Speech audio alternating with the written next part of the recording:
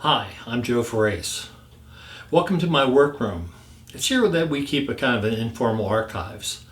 Behind my shoulder here you'll see old slides that are in binders, and below that somewhere is a bunch of slide trays which also has some slides and slideshows even. Behind the camera there's boxes of CDs that are backups of almost every photo shoot I've done since the beginning of digital photography. But here today we're going to talk about something different. Can we talk?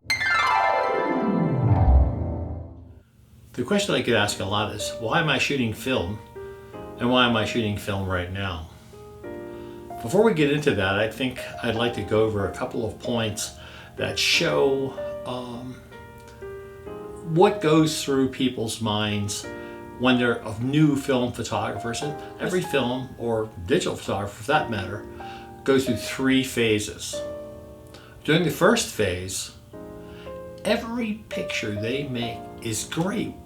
Now you gotta remember that there's no instant gratification with film. You have to wait, in some cases, as a week or more.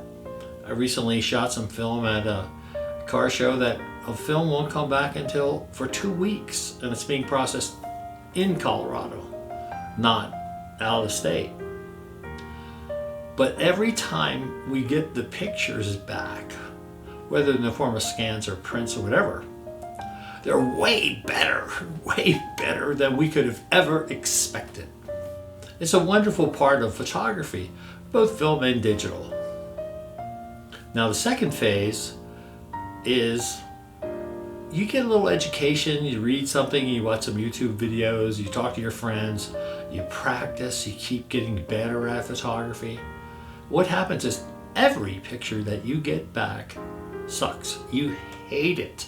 And this is kind of where I find myself right this minute in my film photography explorations. And there's a blog post, and I'll put a link below, on my experience in shooting some lumography Metropolitan color film at a Cars and Coffee event that you may find humorous or whatever. But then we get to phase 3, which I'm hoping sometime this year happens to me, and that is when we look through the viewfinder and we snap the shutter, the picture that we see in that viewfinder is exactly what comes back. There aren't any surprises. In some ways this is kind of, disappointing because there's no surprise left. But the real gift is you're finally getting the hang of your photography, and you're shooting what you want to shoot and what you see in your mind's eye. What's that got to do with film photography and why I'm shooting film? Well, that's the next topic.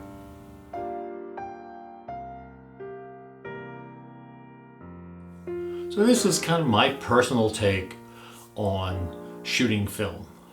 Yours may be a different reason. You may decide you don't want to shoot film, and that's certainly fine.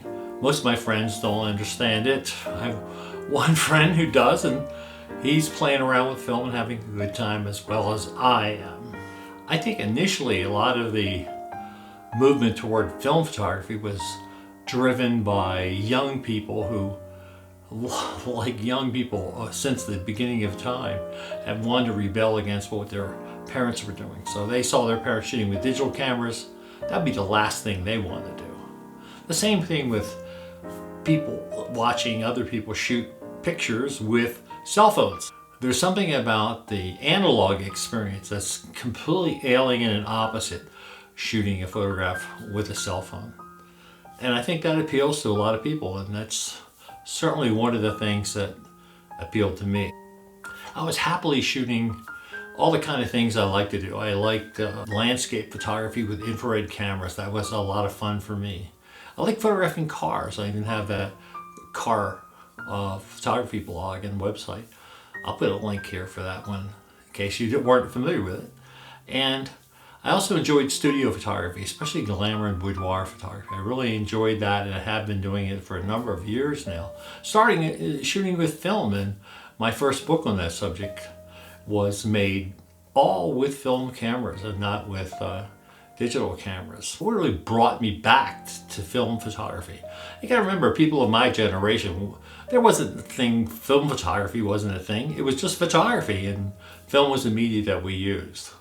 But I can't deny that part of the appeal to me of film photography has to do with nostalgia. I mean, I think about the 70s and recollect that this was the most creative time of my life. Even though I think I may take technically better pictures now, I remember feeling very creative during that time, of tumultuous time of upheaval and political events and wars. It was a crazy time, but it was also the time when I felt most alive as a photographer. So I guess part of that is the nostalgia for the film photography that I was shooting at the time. It also hit me at a time when I was looking for new challenges. You know, I'd been shooting digital photography since its inception, and was an early trailblazer in popularizing it in magazines and stuff, even when the editors of magazines I was writing for weren't really sure about the technology. I remember when I wrote an article about digital photography for Photo Methods magazine, the editor freaked out so bad he wrote a disclaimer. I'm not sure what we agree with Joe about this whole thing with computers and photography, but that's his opinion, and that was my opinion. Along came the pandemic. A couple things happened during that time. First, there were the inevitable lockdowns. One of the most interesting and most fun things that I was doing was studio photography, especially glamour photography, and the pandemic stopped that dead.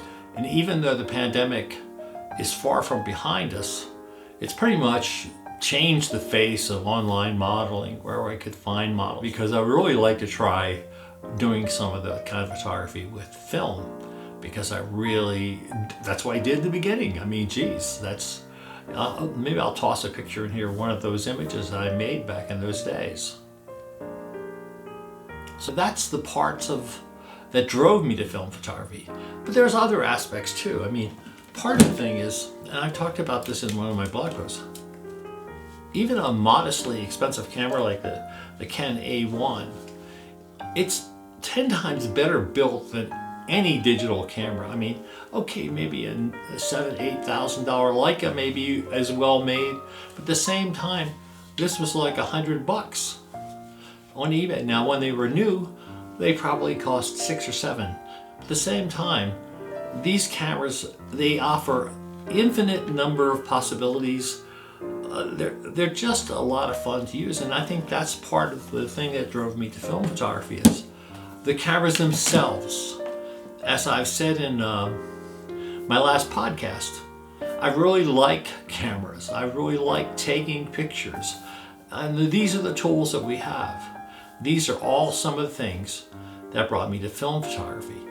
Maybe there's some other things, and let me think about it. So you gotta be asking yourself, what's this got to do with the first thing I talked about at the beginning of this video, the 3 phases? Well, here's what I think. And that's really what this video is all about. I think, for me, shooting film was a reboot for me. It kind of kicked me back to phase 1, where I was discovering things. And I'll toss in a picture from that very first roll that I shot. I'm not sure the pictures are all that great, but here it is.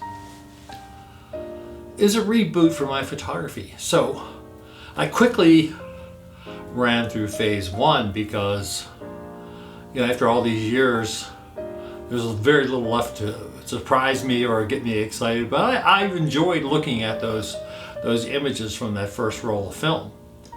But then I quickly slid into phase 2. And that's, as I mentioned earlier, where I'm stuck. But you know what? This is what's the best thing about this reboot.